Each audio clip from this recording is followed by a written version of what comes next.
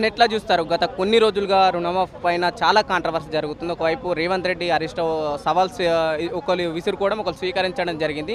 నిన్నటితో ఆగస్టు 15 పూర్తయింది. పూర్తి స్థాయిలో రుణమాఫీ పూర్తయిందంటారా? గౌరవ రేవంత్ రెడ్డి గారు నిన్న సభలో మాట్లాడుతూ ఒక అర్థం పర్థం లేనటువంటి వ్యాఖ్యలు చేస్తూ ఉన్నాడు. అయ్యా రేవంత్ రెడ్డి గారు, మీకు చిత్తశుద్ధి ఉంటే తెలంగాణ రాష్ట్రంలో ఉన్నటువంటి 47 లక్షల మంది రైతులకు రుణమాఫీ చేస్తానని చెప్పి 31,000 కోట్లతో రుణమాఫీ చేస్తానని చెప్పి నేడు 17,000 కోట్లకే కుదించి 22 లక్షల మంది రైతులకే రుణమాఫీ చేయడం, ఆంక్షలతో కూడినటువంటి రుణమాఫీ చేయడం మీ యొక్క దౌర్భాగ్య పాలనకు నిదర్శనం అనే విషయాన్ని కూడా తెలియజేస్తూ రైతుల పక్షాన, తెలంగాణ రాష్ట్ర రైతాంగం పక్షాన రుణమాఫీకై రాజీలేని పోరాటం చేస్తూ ఉన్నటువంటి హరీష్ రావు గారి తెలంగాణ రైతుల పక్షాన రాజీనామాకు కూడా సిద్ధపడి తెలంగాణ రైతుల యొక్క అస్తిత్వ పోరాటం కోసం ముందొచ్చినటువంటి హరీష్ రావు గారిని సావండి బాయిల దుంకి సావండి అని అర్థం పర్థం లేనటువంటి వ్యాఖ్యలు చేయడం మీ యొక్క దిగజారుతనానికి నిదర్శనం అనే విషయాన్ని కూడా తెలియజేస్తూ ఈ యొక్క పార్లమెంట్ ఎన్నికల్లో ఊరూరా తిరుగుతూ ప్రతి ఊరిలో ఉన్నటువంటి దేవుడి పైన ఒట్టు పెడుతూ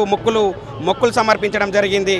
పార్లమెంట్ ఎన్నికల తర్వాత 47 లక్షల మంది రైతులకు 31,000 కోట్లతో రుణమాఫీ చేశానని చెప్పి నేడు 22 లక్షల మంది రైతులకే రుణమాఫీ చేసి రైతులను దగా చేసి కుచ్చుటో పెట్టినటువంటి వ్యక్తి ఎవరైనా ఉన్నారంటే అది రేవంత్ రెడ్డి అనే విషయాన్ని కూడా తెలియజేస్తూ హరీష్ రావు గారి పైన అవాక్కులు చెవాక్కులు వెళ్తూ ఉన్నారు. అయ్యా రేవంత్ రెడ్డి గారు, హరీష్ రావు గారిని అనేటువంటి స్థాయి కానీ అటువంటి హోదా కానీ మీది కాదనే విషయాన్ని కూడా తెలియజేస్తూ ముఖ్యమంత్రి గారు ఆ యొక్క హోదాకు తగ్గట్టు ప్రవర్తించకుండా అర్థం పర్థం లేనటువంటి వ్యాఖ్యలతో తెలంగాణ పరువు తీసేటువంటి ప్రయత్నం చేస్తూ ఉండు భారతదేశం ముందు.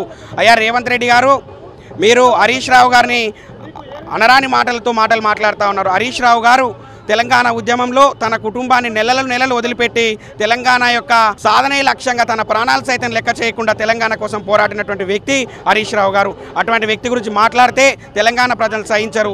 రానున్నటువంటి రోజుల్లో తెలంగాణ సమాజం మీకు బుద్ధి చెప్పడం ఖాయం, మిమ్మల్ని ఇంటికి తోలడం ఖాయం అనే విషయాన్ని కూడా తెలియజేస్తూ జై తెలంగాణ.